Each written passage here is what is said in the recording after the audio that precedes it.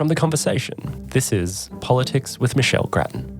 National Cabinet has met to discuss the federal government's proposed legislation for the data centres that are going to be rapidly rolled out as the artificial intelligence revolution gains pace. There's been pushback, however, from Queensland and the Northern Territory over the government's insistence that new centres must be powered by new renewable energy projects. Meanwhile, there's increasing community disquiet about the whole issue of data centres, including their noise and their implications for the environment. Today, we're joined on the podcast by Andrew Charlton. He's the Assistant Minister for Science, Technology and the Digital Economy, as well as Cabinet Secretary. In this interview, we canvass the debate about data centres, the new rules, the fears over AI, as well as the potential it brings, and more. Andrew Charlton, we're starting to see a public backlash to the building of data centres, both in Australia and abroad. A recent poll here found that only 23% of Australians would support a data centre being built in their area, with some 44% opposed. How seriously do you take this backlash, and do you think it's likely to become worse? Well, first of all, thanks for having me on the show, Michelle. I think the backlash against data centres is very serious, and the reason I think it's very serious is because I think the concerns that many people have are real. You know, when you look at the United States, the consequences for local communities of the unplanned and unmanaged rollout of data centres has been very severe. I mean, if you think about energy costs, you know, in the United States, we've seen very significant increases in consumer energy prices. In the largest electricity grid in the United States, the PJM grid, prices went up by more than 60%. Big part of that was due to data centres. You know, there are families in the United States who turned on their taps after a cluster of new data centres was put near their homes and they lost water pressure. You know, so I think to the extent that the backlash against data centres is based on real community concerns, we should take it very seriously. That's really the Australian government's approach. It's to make sure that those types of impacts don't happen in Australia, to make sure that data centres don't push up power prices, to make sure that data centres don't complicate people's access to water. And by addressing those very real concerns, thereby increase public confidence and reduce the backlash against them. I think that's the right strategy, to take these concerns seriously, step in early to create a world-first regulatory framework, and thereby give the public confidence. And that's precisely what the Prime Minister is doing today. So what provision is there in this framework for community consultations? We've seen, for example, in the energy rollout, the renewable energy rollout, that communities have said that there's not been enough consultation. Do you have a specific provision this time for consultation? Well, we've put communities right at the heart of these proposals. We want to make sure that the communities that host these data centres are beneficiaries, that those communities do not experience harms like increasing power prices, loss of access to drinking water, noise, etc. So making sure that community benefits are at the heart of these data centre proposals is really the most important point. And that's been front and centre in the Prime Minister's discussions with his state and territory counterparts. But will it actually involve consultations when there are particular projects afoot? Absolutely. You know, I think those consultations already occur in many cases, but we want to make sure that those consultations are meaningful and that those consultations occur within guardrails, nationally consistent guardrails, a framework that the Prime Minister is calling the Australian AI standard, which is this world-first set of requirements that data centres work with communities and deliver benefits to communities and avoid imposing harms on those communities. There's some fear that there's a rush to get some centres built before these guardrails are legislated. Is this a problem? And when do you expect the legislation to be passed and when will it start? Well, in terms of the types of data centres that this legislation will capture, these are the large AI data centres, and we are really at the early stages of the development of these data centres. Australia would only have a couple of them at the moment, whereas the United States would have many, many dozen. So when will the legislation be through and the new rules start? Well, the Prime Minister is taking it to National Cabinet today. He said that he expects to have exposure drafts out before the end of the year.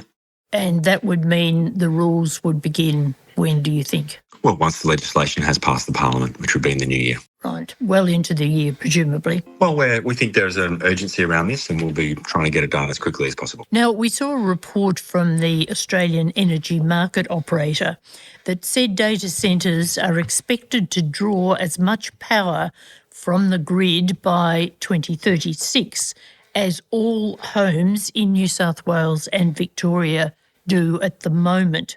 Do you think Australia can keep up with this, that the grid can keep up with it?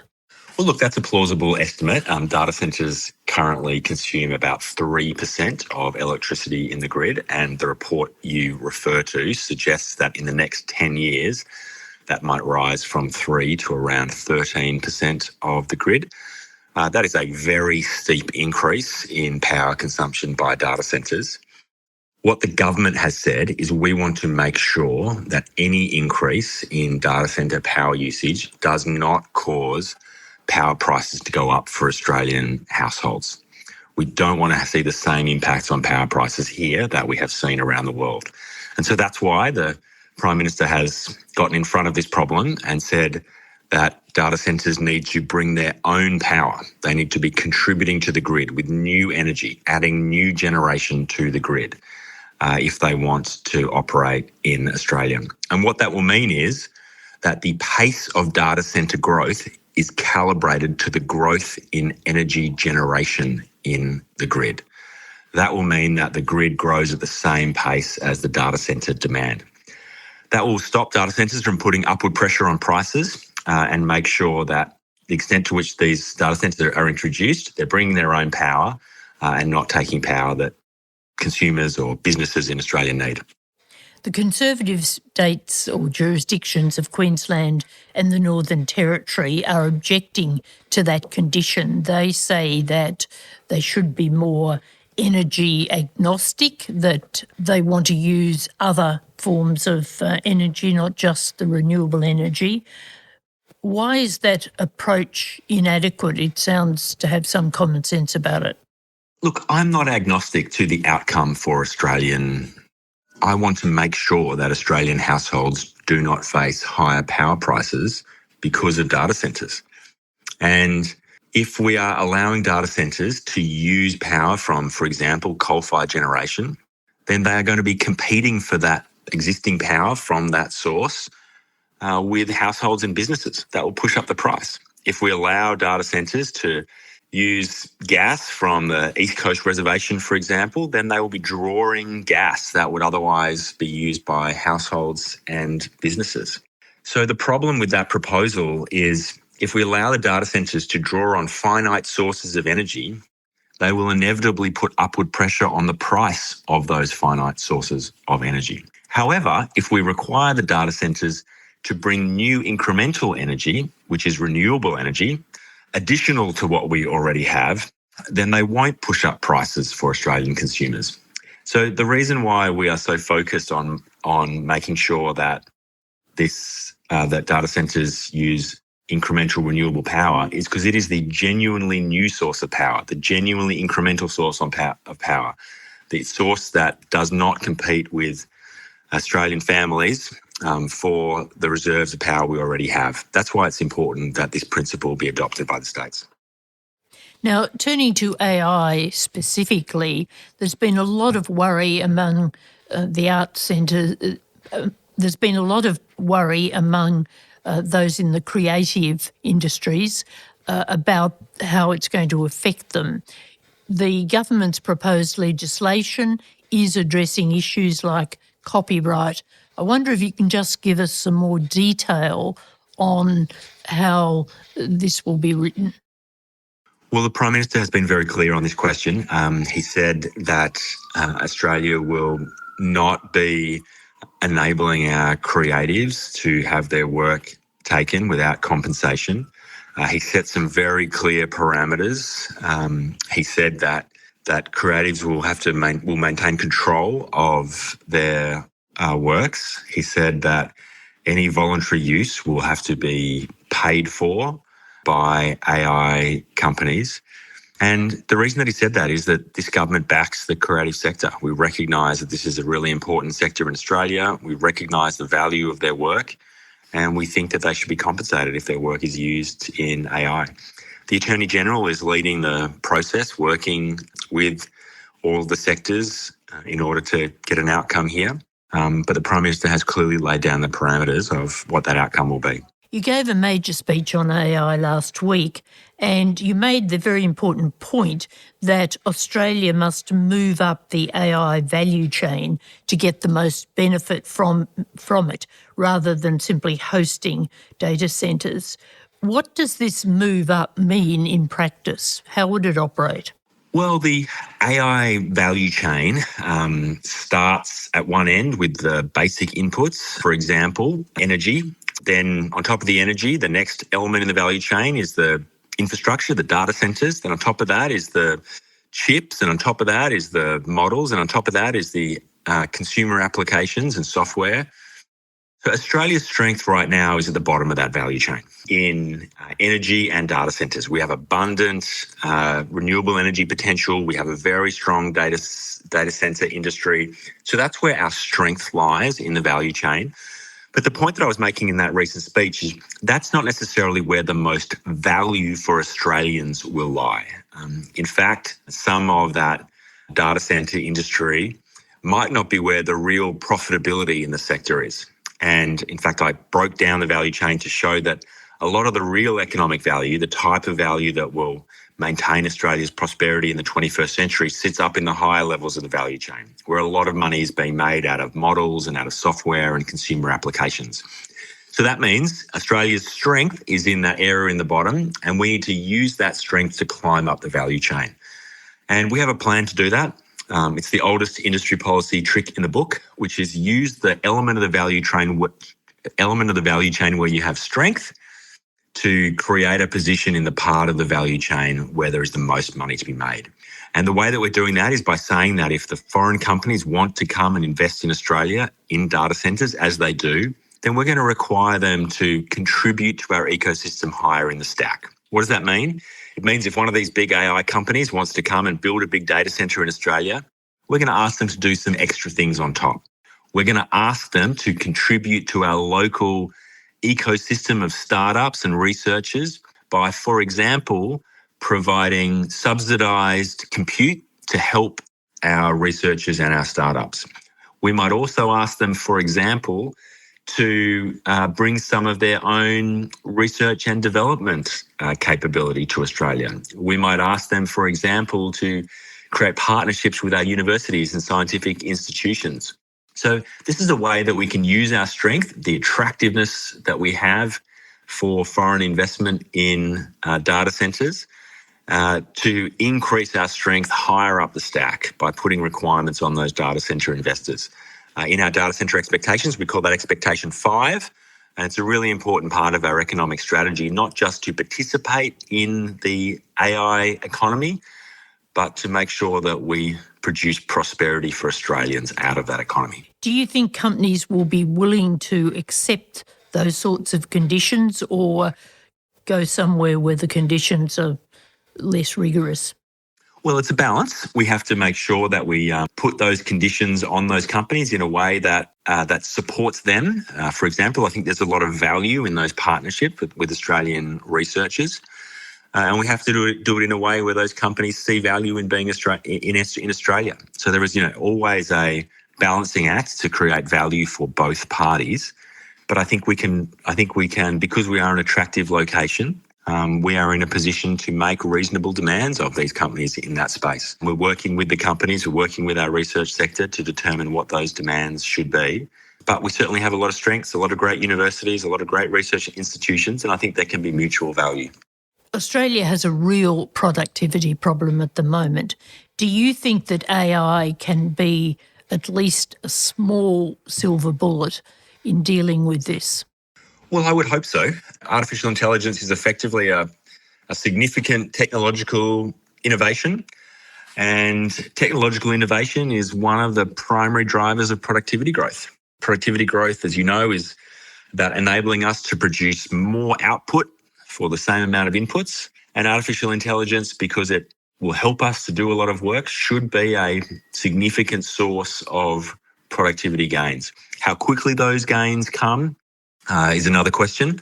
Whether it takes time to embed artificial intelligence into our economy in a way where we can harvest those gains, but certainly it shows great potential for productivity gains over the medium and long term. And that should be a source of economic growth. And because we're a Labor government, we want that to be a source of general prosperity. We want to make sure that those gains filter through the economy and that all Australians benefit from it, that we see the benefit of that increased productivity in higher wages for working people, that we see the benefits of that productivity in stronger economy that benefits everybody. Artificial intelligence holds great promise for stronger economic growth and also a fairer economy. Of course, productivity can be about doing more with fewer people, and many people are fearing significant job losses through AI. What do you think about this? Well, that would be a very unfortunate outcome because there's no point getting productivity growth at the expense of employment, because then your total output does not go up.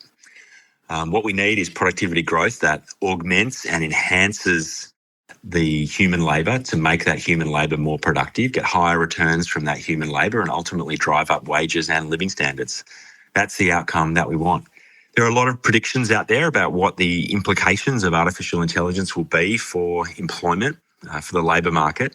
The government is really focused on transparency here and on monitoring the situation very closely. I give great credit to the Employment Minister, Amanda Rishworth, who released a paper from the government just a few weeks ago, which described the employment impacts of artificial intelligence in Australia. And this paper went through what is artificial intelligence really doing to Australian jobs. And the conclusion of that paper was that at this point, at least up to this point, the impact of artificial intelligence on Australian jobs is modest. We have continued low unemployment. We have continued high participation rates. And even in the areas of our labour market which are most impacted by artificial intelligence, graduate jobs, IT jobs, we are seeing jobs in those areas hold up strongly in Australia. So we're not complacent about the impact of artificial intelligence on the labour market. We are monitoring it very closely. We are working hard to make sure that as this technology comes into the Australian labour market, it comes in to augment human labour, not to replace it. And that in doing so, it provides stronger opportunities, more productivity growth, higher wages and better living standards. But we're monitoring the situation very closely. I saw that paper with its non-scary conclusions, but nevertheless, we are at such an early stage that it doesn't really say much about job replacement in the longer term, does it?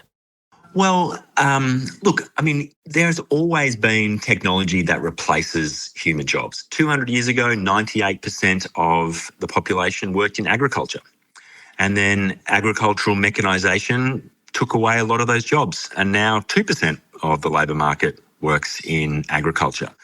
So, you know, we are no strangers to machines that take on human jobs. What we have to have been good at over time and have been good at over time is creating new jobs for humans to do, new ways for humans to add value to each other. And that's the task we have in front of us with artificial intelligence. It's certainly the case that artificial intelligence will be doing things that currently humans do. The question is, can we then create new jobs, new opportunities for those people? And the historic experience is that, yes, we can.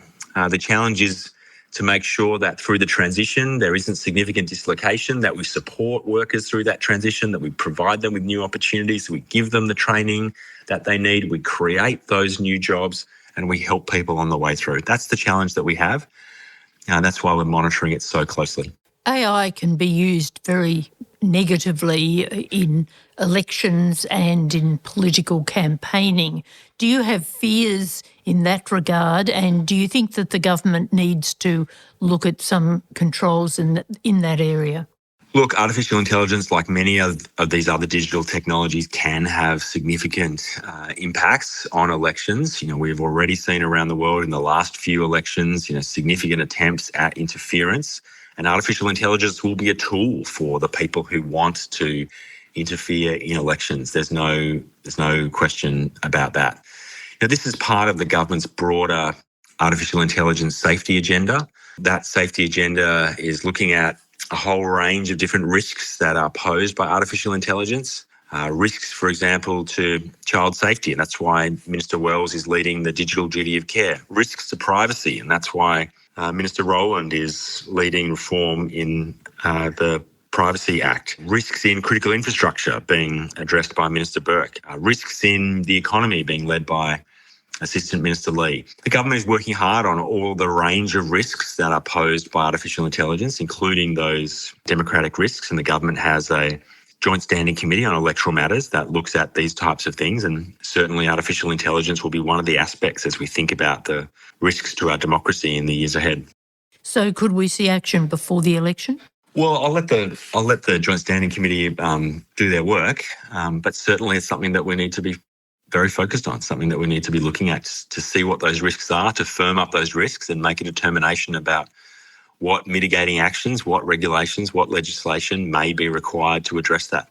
But I think we need to do the work first before we jump to the solution. Just to finish on another area, economics is your special area of expertise, and today we've seen fresh inflation figures. Inflation has come down somewhat, but it's still in the mid-threes at 3.5% for the headline rate.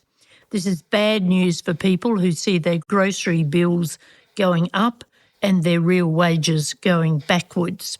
There are fears that interest rates will rise again in coming months.